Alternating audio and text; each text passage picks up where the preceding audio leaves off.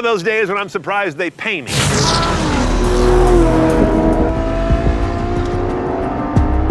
With me is Ferrari's ultimate street car, ever, the LaFerrari.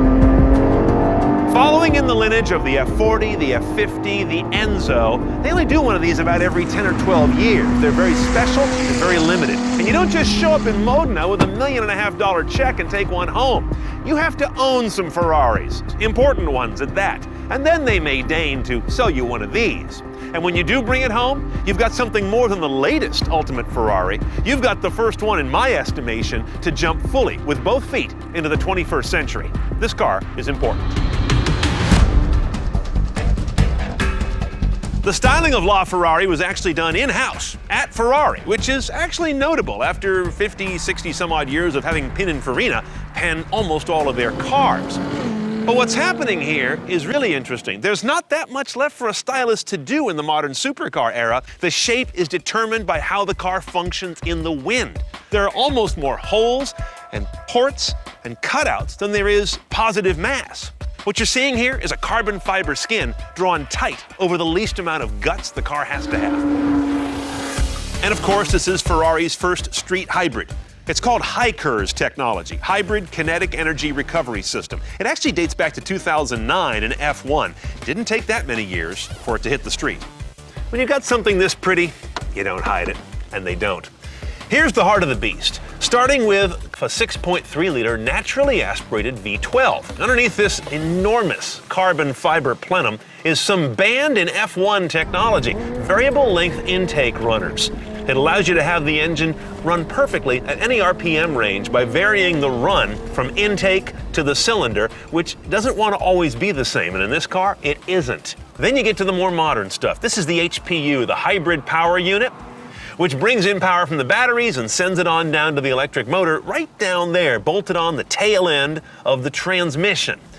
Up here you see some of the orange cabling. That's a dead giveaway. This car is electrified. It leads up to batteries that live behind the two front seats, down and low, and they each live in their own little hermetically sealed refrigerators. This electric apparatus weighs over 300 pounds, so it better earn its keep, and it does, contributing 163 horsepower to the massive combined 950, and the best 147 of the total 664 pound-feet of torque.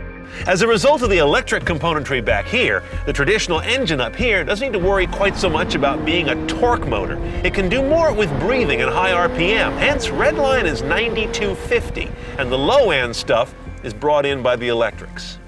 Where does it all go? Interestingly, and against current fashion, it goes to two wheels only in the back. While other supercars are going all-wheel drive, this one plants it in just two places through a 7-speed dual-clutch transmission, through one of Ferrari's outstanding F1 gearboxes.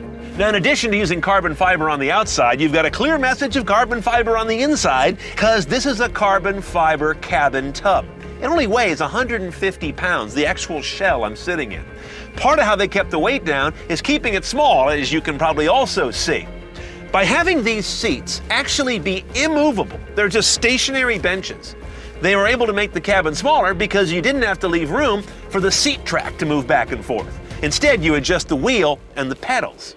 Back here is an LCD instrument panel, not their first, but in this case, it's changeable. It has different modes. That is a first for Ferrari. You've got a more traditional tack-centric look, and then you've got one that more speaks to the fact this is an electrified car, with a center roundel that has different indications of whether you're regenerating or expending electric power. Here's a real crowd pleaser. This sort of carbon fiber bat wing down here has your drive controls, reverse, automatic, and launch control. The last little trick is over here behind this door. Here's a USB slot that is different from the one for media and communications. This one holds a memory drive that's going to pick up recording of video from the forward-looking camera behind the mirror, and this one over here in this trick little carbon fiber pod that's watching the driver. It puts those two together and records them as you make your laps. Well, let's see, I'm on the track in the wet in a 900-plus horsepower car. Don't tell my life insurance agent. One of the first things you notice in this car is the fact that it doesn't present a huge amount of hybridness. There aren't a whole bunch of electric modes. There isn't that electric boost button like you have on a P1. This is a car that really buries the hybrid part, but buries it under the accelerator. It is, in fact, what you would call, technically, a mild parallel hybrid. But of course, there is nothing mild about the results. Now, to mortals like us, all supercars feel the same in one respect. They are all much more than you can exploit. But what do I find distinctive about this car? It's really a joy to drive at your limits, invoking more grins and less sweat.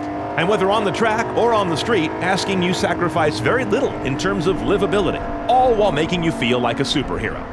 Okay, now when you're driving a car, and by the way, it's someone else's car that goes for about $8,000 an inch slice, you're glad for certain technologies that keep it under control. First of all, Ferrari's remarkable stability control.